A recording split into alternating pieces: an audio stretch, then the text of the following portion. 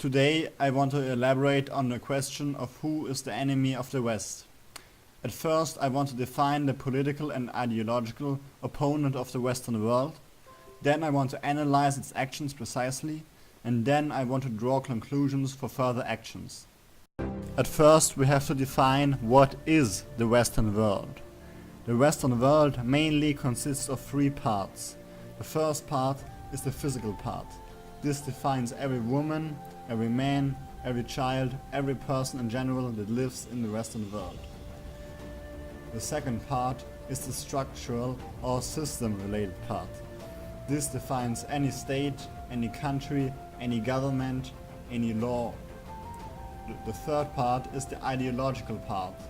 This defines any idea, any philosophy, any faith, or anything else that our civilization is built up on.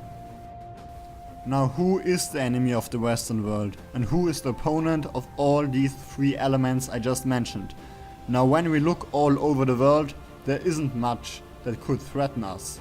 We have, of course, certain terrorist organizations, like for example ISIS, or dangerous regimes like the one in North Korea, but in general, when we compare how much danger they could pose to our civilization and how we could defend ourselves against them, it's pretty clear that they pose no real existential threat to the Western world.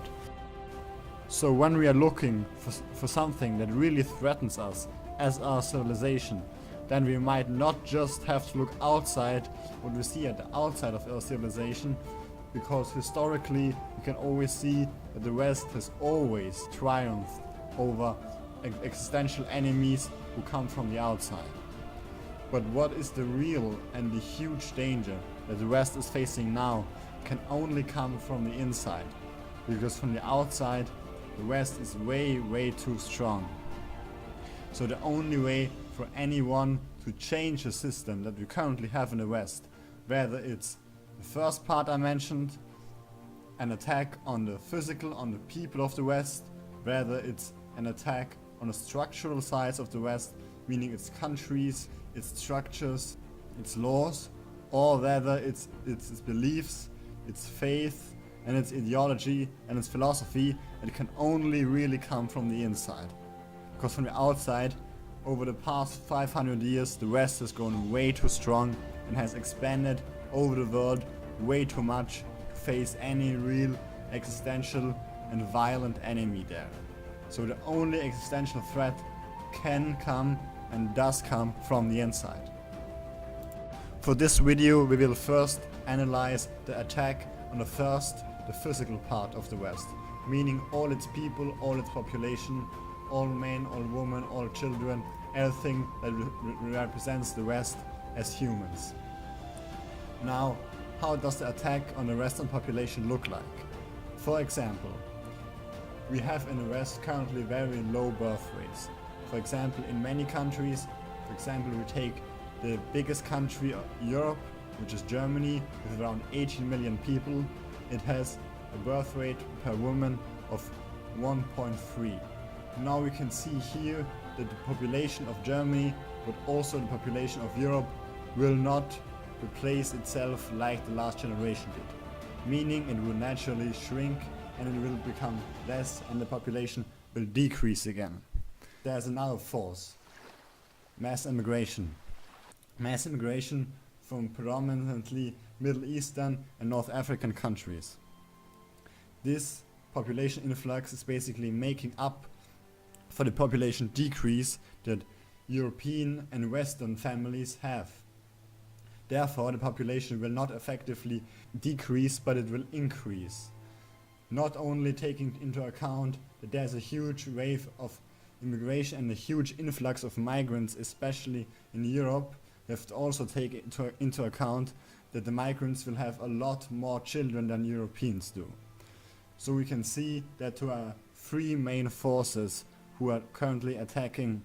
The first element of the West is population. The first element of the attack is that the West population in general is declining. The second part of the attack is that there are many migrants coming into Europe now. The third part is that the migrants will also have a lot more children than the West does now.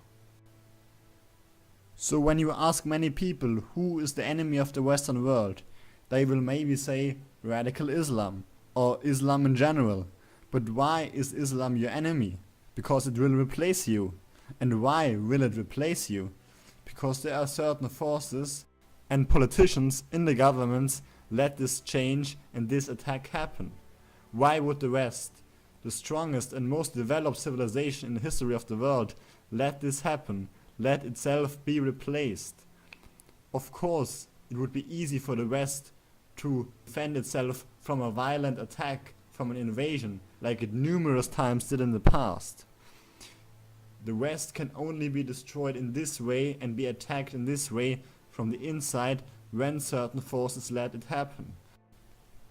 So the way for us to still make a change in order for our civilization and for our culture to have a future and to survive, and seeing as many of Western countries fortunately are still democracies and have the freedom of speech and as well the freedom of the press, we now have the chance, and maybe we are one of the last ones to have this chance, to still make a change in this process and to still take actions and to still use our freedom that we have to make sure that what our ancestors built up for hundreds and thousands of years in Europe was not a waste and was not for nothing and will have a future, because we are its future and we decide who we want to be and how our future will look like.